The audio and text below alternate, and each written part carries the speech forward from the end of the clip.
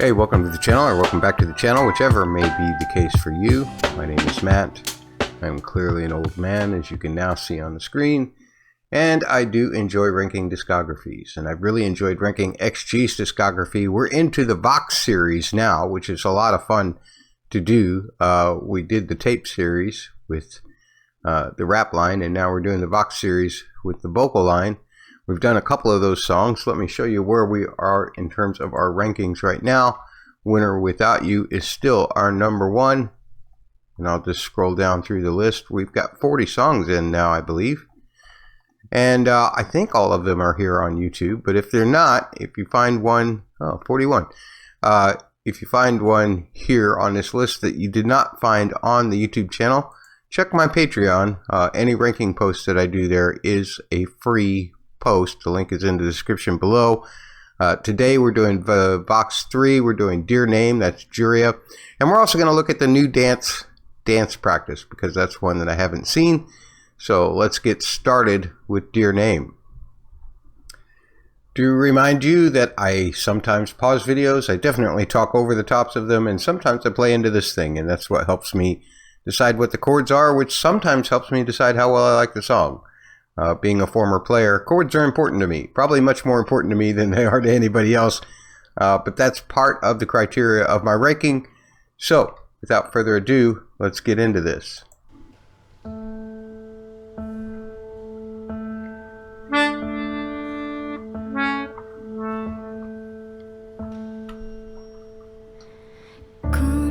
Oh, we are in D, okay. Oh, I love a good add 9 chord over the 3.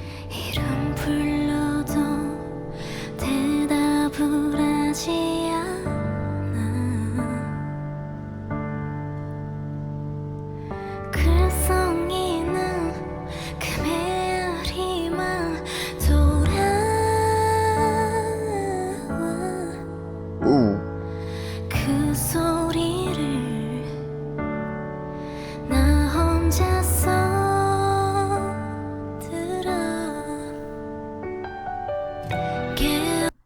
Before we go any further, beautiful. One of the things that makes that piano thing so sentimental sounding is the fact that the add 9 stays in the whole thing. Like, that note is really important. You wouldn't think it would be, because it's not one of the chord tones, but it really adds a color to it that makes it sentimental, especially when the bass then walks up to the third of the chord and you get this. Because if you just do it like this, I mean, that's still pretty, but this makes it sound so much bigger. It's adding that E note. And they even added the E note when they went to the B minor, which really makes things very emotional. And then they did the same thing with the G chord at the end by adding the A. Again, that's an add 9. You go a step above the root of the chord, and that adds an extra little bit of power and an extra little bit of emotion in it. And that's basically the chords that we had up to that point. What else we got here, Juria? Her voice is just beautiful. E minor to F sharp to D, G. And that's an A7 sus.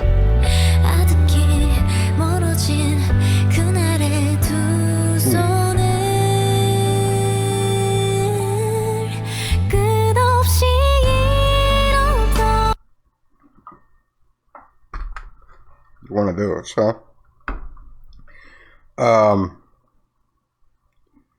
That was just basically walking up from E minor to F sharp minor to G. Except the last time they walked up G, then they added an E over G sharp to then an A7 sus. With that note in the bass. Sounded like they were about to do. I love it when a melody does the major 7 of tonality against the 4 chord, because it really emphasizes the Lydian nature of the 4 chord, and the Lydian is what makes it special. It's what differentiates it from just a straight major chord. A lot of times, the most effective way to demonstrate that is to take, like in this case, in this key, it would be an A chord over the G bass. We haven't heard that yet, but the melody had the C sharp in it, which would imply the A chord. That. Oh.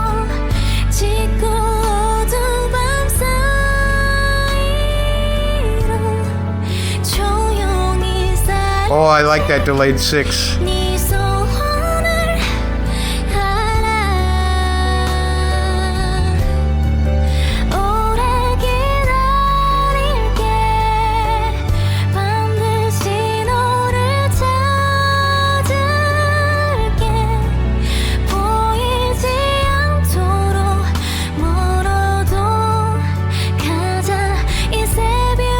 There's that E over G sharp again. Ooh, C.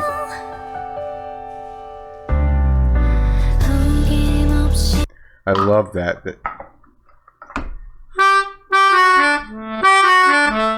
But it's all over the C note, which really feels like everything's got to go somewhere.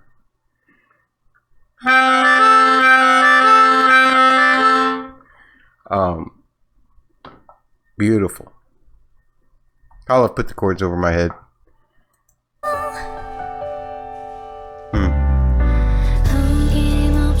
And then a CB back to the D. Oh.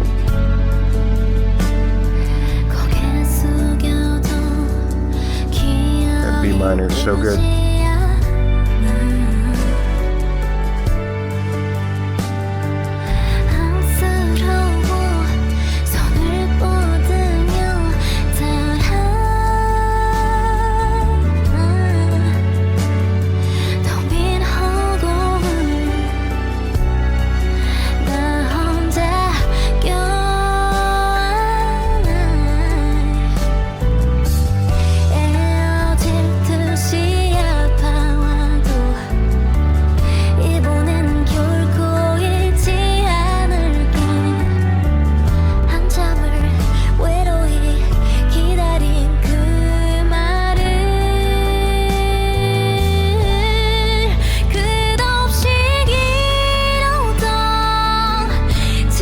Oh, there's the A over the G.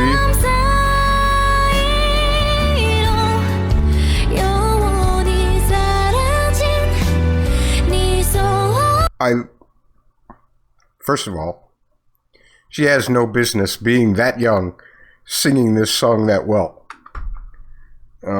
Second, I love when you have this chord going to this chord, but the G stays in the bass.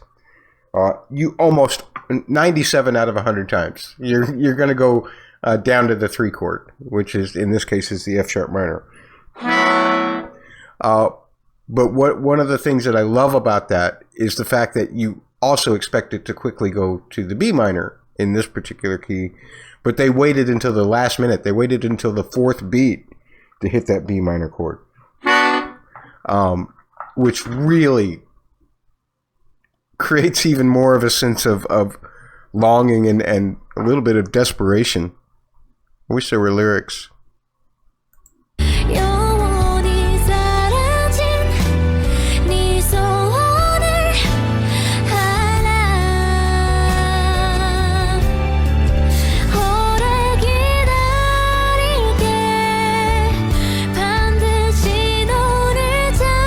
Even her breaths mean something in this.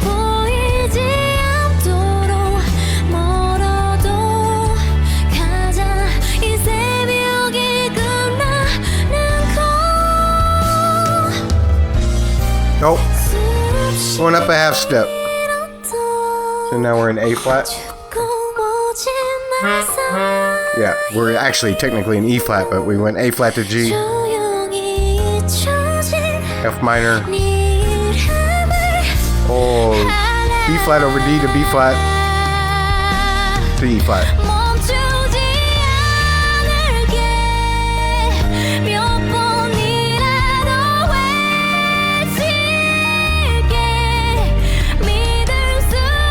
What that bass player just did was great.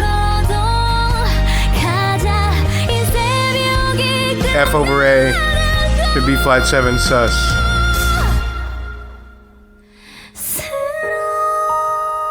Four, A flat. Are they ending? Okay, thank you.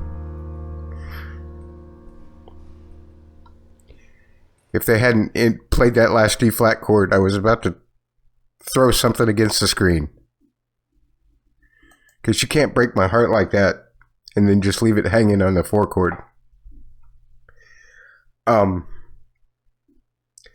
Pretty speechless. It's one of the most beautiful things I've heard XG related ever. Let's rank it. I am definitely starting at the top with this one. You guys, if you've seen enough of my content, that's not necessarily with XG, but with other groups here, you know that I'm a ballads guy. And a lot of ballads are actually the same. But, I mean, in terms of general chord progression and everything, it's kind of like other things, you know, where you have the Sly and the Family Stone kind of chord progression in a lot of K-pop songs. You also have this kind of chord progression in a lot of K-pop ballads. But, man, it never not gets me. And that performance, that instrumental performance is exquisite. And JURIA's performance is exquisite too. Let's not forget the reason why we're here. JURIA just absolutely nailed it. There was such a sweetness in all of that.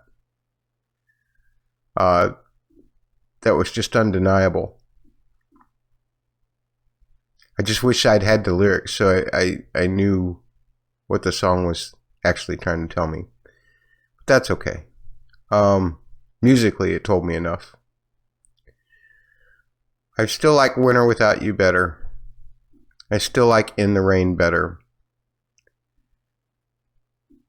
I still like Left Right better. I still like Take My Breath better, but I'm putting this one at number 5. Who originally did this? I need to look at the video and find out who originally did this. Whoever originally did this, I would love to hear that version too. Because that is worthy of multiple people covering it. But JURIA did it excellently, for sure. Let me know where you would put it. Let me, you know, is it much further down on your list than it is on mine? Am I crazy for ranking it this high? Should I have ranked it higher? Not that there's that many spaces higher to go, but what do you think? Let me know in the comments. And we do have a dance practice to watch this time around. I think this will be the last one, but I'm not sure. If there's more dance practices that you think that I've missed, I've done Shooting Star, Mascara. We'll have done this one, Girl Gang. A couple others too. I'd have to go back and look through my catalog to figure out which ones. But let me know what you're thinking about what kind of content I should be doing, because once we get through these VOX 6s, I may need to take another little XG break until we get put some stuff put together to watch more. Your suggestions are always helpful. Live things are kind of tough to get on YouTube. I'm not really all that interested in just remixes of a track, because typically remixes don't actually change any of the vocal performances. If that's not the case with this group, then let me know. But it's been my experience that a remix is nothing more than just the changing of the instrumental, which can be very cool. But if the vocal performance doesn't really reflect the change, then to me it's not really a new song. It's just somebody's version of a song, somebody else's version of a song. But let's get into the dance practice. New dance. Here we go. Now, last time I did a dance practice was Girl Gang, and what I was most amazed by was how different everybody's vocal parts are rhythmically. Yet when they dance, the dancing part is completely in sync, which means that they all have to have the same sense of rhythm for that. To be able to have the same sense of rhythm for dancing and be able to keep a different sense of rhythm for the performance of your vocal stuff is just fascinating to me. I guess there's a way to coordinate it just like a drummer coordinates their left and the right hand, or just like a piano player coordinates their left and their right hand. But I just can't fathom how to do that. It's crazy. Here we go. Hi, Inada.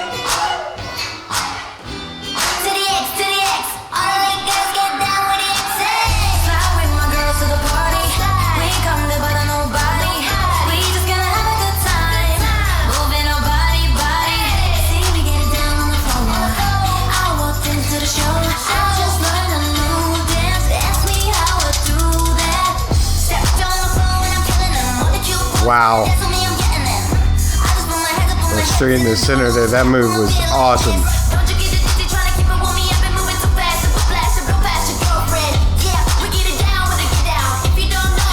How do you scoot across the floor on your knees like that? Like you're on your feet. That move on your feet, perfectly fine. They're on their knees doing that. Moving that far. That's just crazy.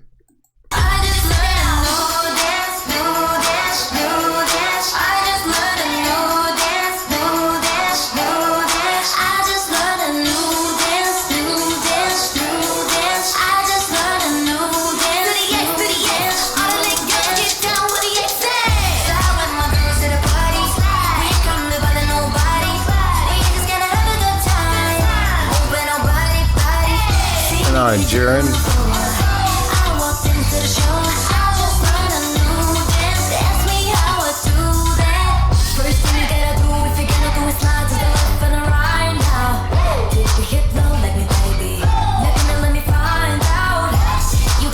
I didn't remember Kokona's line going that low.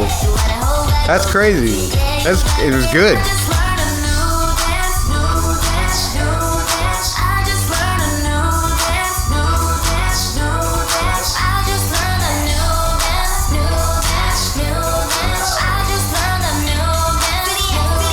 Also, I don't know how Jurin's dance with that, the buckle of that other overall strap has got to be like whacking the crap out of her back every time she moves.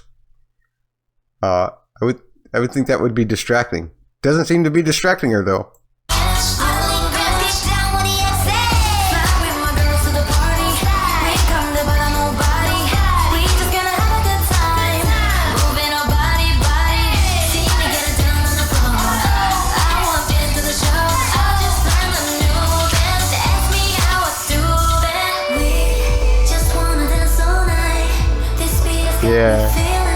Yeah. Sly and the Family Stone.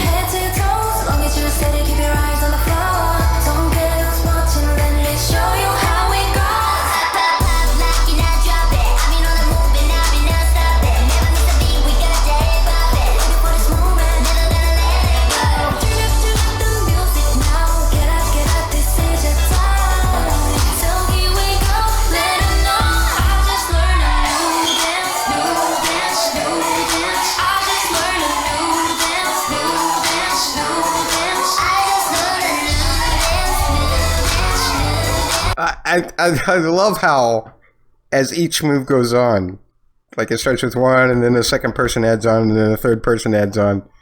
It's like it's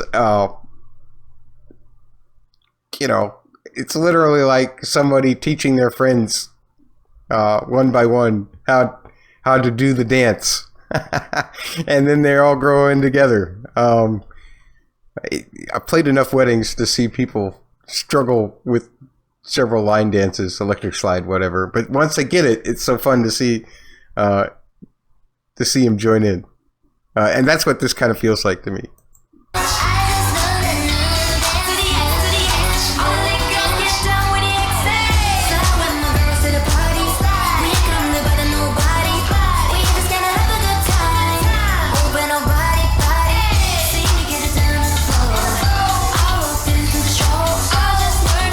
Just getting from one formation to the other.